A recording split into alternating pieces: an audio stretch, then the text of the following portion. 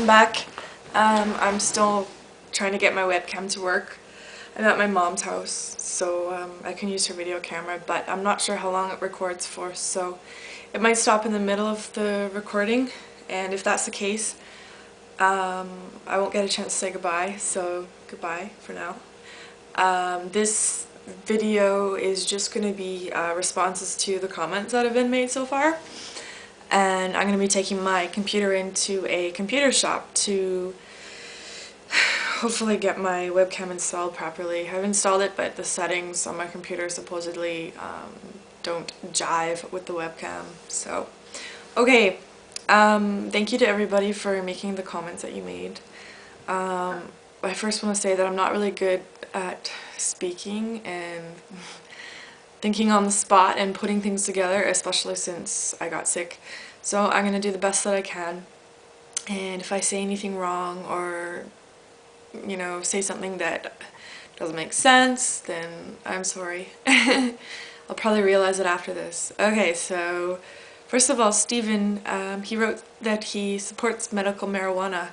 I support it as well. I know that it helps a lot of people, especially with pain. But what I don't like is the fact that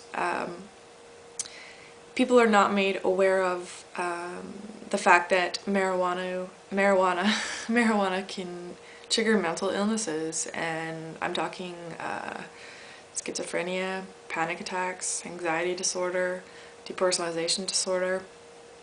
And the reason that people are not being made aware of this is because the medical community has still not come to an agreement on whether or not marijuana can trigger mental illnesses.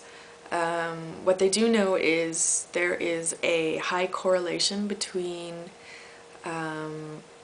people with mental illnesses such as schizophrenia and marijuana use, and they're not sure if that is because the marijuana has triggered the mental illness, or if that is because people who already have a mental illness are more likely to use the marijuana in order to self-medicate. Actually, I have a book on this, and what the book says, it tells me that there is a very, very high chance that marijuana can and does trigger mental illnesses. And if you consider my experience with marijuana, which again is, I probably smoked it about 7 times, and I got sick. And maybe there were like 1 or 2 warning signs when I was younger, but not anything anyone noticed or anything that was weird really. Just maybe a few things. I was a very anxious child, I was worrying. Yes, so I've actually made a shirt.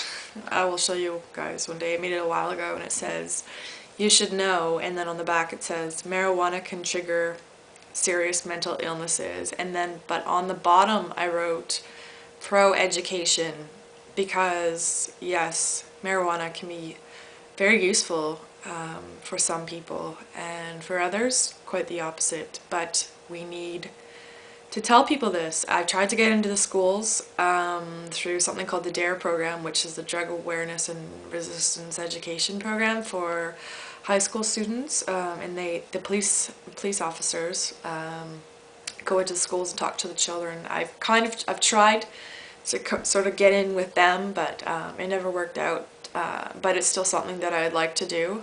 I'm very passionate about this, obviously. Okay, moving on. Broken Harbor asked me if I ever get staticky and or flickery vision.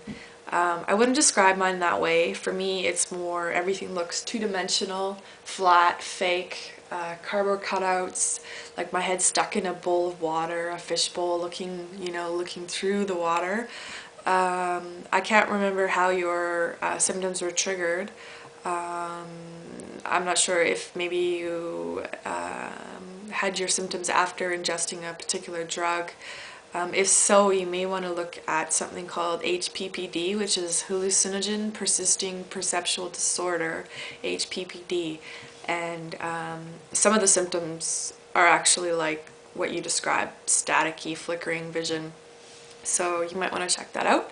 A user by the name of Finders1234 asked me about Klonopin and its use in treating depersonalization disorder. Klonopin has, and other benzodiazepines, has helped some people. Personally, I've never tried it. I would like to try it. My doctors, numerous doctors I've seen, will not prescribe it because it is habit forming. You have to be very careful if you're trying it. But benzodiazepines have definitely helped people, but unfortunately, at least when I researched depersonalization disorder a year or two ago, and even more recently, we can't find one drug that significantly helps a large portion of DP sufferers. We will one day, so don't hang your heads. We will one day. I think it's, you gotta try everything out there, from drugs to Eastern therapies, Western, Eastern, everything. We're all different. You're gonna find something eventually that works for you, but I will get into that later. Caveat 21 asked about the most common causes of depersonalization disorder, and I would say drugs, very stressful situations such as rape, major car accidents, and then for others it's out of the blue for no particular reason. Ragdoll Annie, thank you for your video reply. It was hard to watch. Very expressive, very personal, very emotional, and I hope that you found some relief in some way at all by doing that. Doing this gives me a bit of relief. It's like telling your best friend your problems, or having a good cry, and you just kind of feel lighter afterwards. And you spoke about DP as being a type of protection mechanism. I think for some people it is.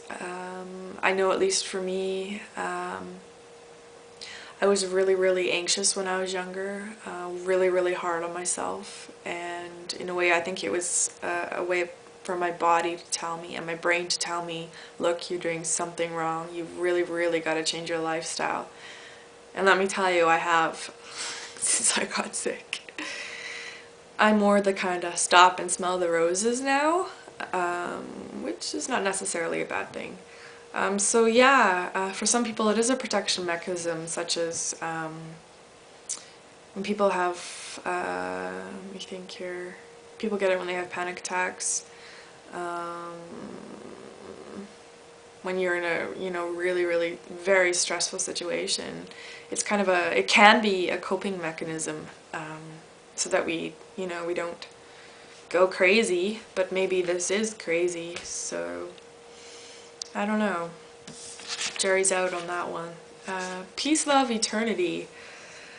Comment about depersonalization being a type of spiritual enlightenment.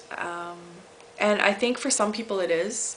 I know for me, I don't believe it is, because I'm not questioning reality. I believe I know what reality is because I had it.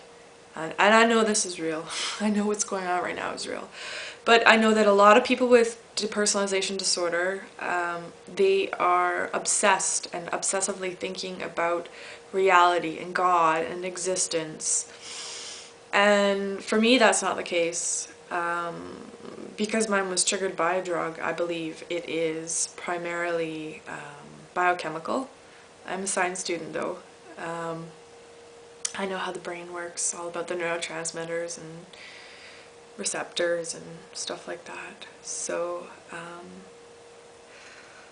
there's a lot more to say there. So yeah, for some people it could be a type of spiritual enlightenment, for sure, for sure. But for others, I don't think so. I think that we may all experience similar symptoms, but I don't believe there's one type of trigger.